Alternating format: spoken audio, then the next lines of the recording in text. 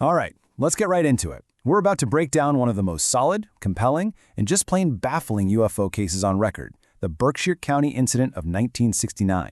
And look, this was no simple light in the sky. We're talking about an event seen by dozens of people across multiple towns, an event that was tracked on military radar, and one that had officials completely scrambling for an explanation.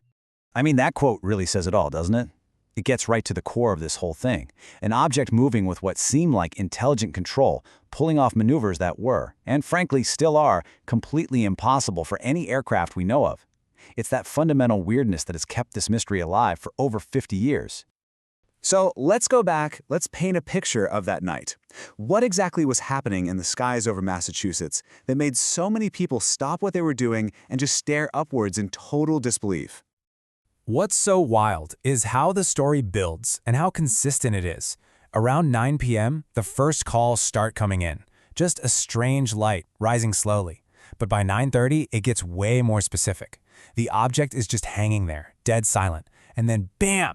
It's making these sharp, impossible 90-degree turns. A little over an hour into it, people from all over are describing the same finale. It goes from a dead stop to just gone in the blink of an eye. And you have to remember the vibe of 1969. This was the year we landed on the moon. Space wasn't just science fiction anymore. It was real, and it was on everyone's mind. At the same time, there was this massive distrust of authority. So you've got this perfect storm where people are looking to the stars for amazing possibilities and are also deeply suspicious of any simple official story. Now, what's so important to get here is that this wasn't just a campfire story. No, a surprising amount of solid, consistent evidence was collected from dozens of people. So let's really dig into what they all reported seeing. I mean, just look at this list. We're talking about totally independent people scattered across a huge area who all described the exact same things. Silent hovering, physics that make no sense, those bright colorful lights, and yeah, the shapes. Disc, saucer, sphere, we've heard those before. But it's the sheer volume of people describing the same thing on the same night that gives this case its power. And this is fascinating because it gives you a peek into how investigators actually analyze these things. The consistencies, the flight patterns, the shape, that's the backbone of the case. That's what makes it credible. But they also look at the contradictions, right? Like some people said they heard a faint hum, others said it was dead silent. But that could be anything, how far away you were, background noise. It doesn't really change the main story. This thing moved in ways it shouldn't have been able to. So this is the million-dollar question, isn't it? It's what separates a cool story from a genuine mystery. Was there anything more than just eyewitness accounts? Did anything else track this thing? Oh yeah, the answer is a definite, undeniable yes. See, this is where it gets real. Military radar operators picked up an unknown target pulling off the exact same impossible maneuvers that people on the ground were describing. There were even photos and videos. And yet they're grainy, it's 1969, what do you expect? But they show something is up there. Then you start adding in reports of weird stuff like car radios going nuts and strange marks left in the ground, and suddenly you've got a case built on a whole lot more than just stories. Okay, so with all this happening, lights in the sky, phones ringing off the hook, the official response had to be pretty serious, right?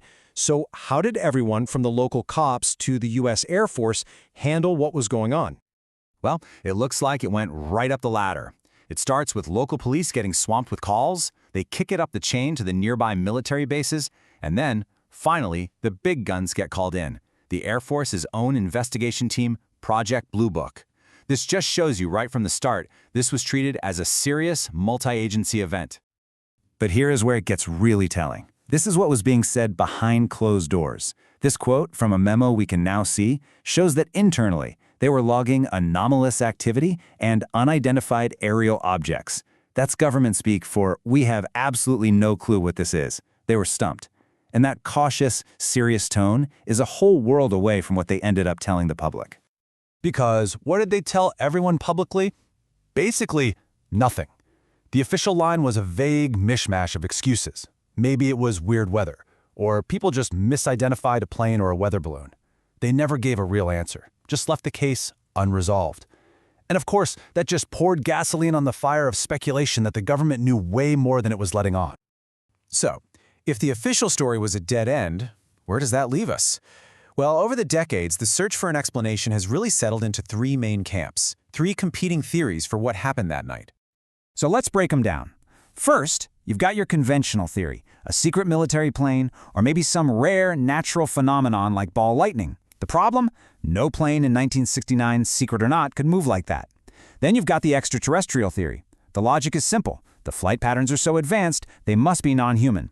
And finally, you have the psychological theory, which suggests that because of the space-crazy culture, people were just primed to see UFOs. Each one is a possibility, but not a single one of them can neatly explain away all the evidence. So why are we still talking about this? It was over 50 years ago. Well, because the Berkshire incident isn't just some old dusty case file. It actually helped shape the entire modern conversation we have about this topic. 56 years. Let that sink in for a second. For 56 years, a case with this much credible evidence, this many witnesses, has remained officially, completely unexplained. That fact alone is why it's such an enduring and powerful mystery. You know, it's interesting to put it up against Roswell, the most famous case of all time. Roswell is all about a crash, right? Physical debris, a cover-up. But Berkshire's power comes from a different place. It's not about what was found on the ground. It's about what was witnessed in the sky, performing impossible feats seen by dozens and backed up by radar. You could honestly argue the evidence for Berkshire is even stronger. And the legacy of this thing is huge. It basically became a cornerstone for the entire UFO disclosure movement. It was the case you could always point to and say, okay, explain this one. It set the gold standard for what a high-credibility, multi-source sighting looks like. And to this day, it continues to challenge our basic understanding of what's possible in the world of physics and technology. And so that's where we're left, with this really tough question. If a case with this many credible witnesses, with radar data to back it up, with this level of official attention, if a case like that can stay a total mystery for over half a century, well, what does that say about what we don't know? And what else could be up there flying through our skies that we just can't explain?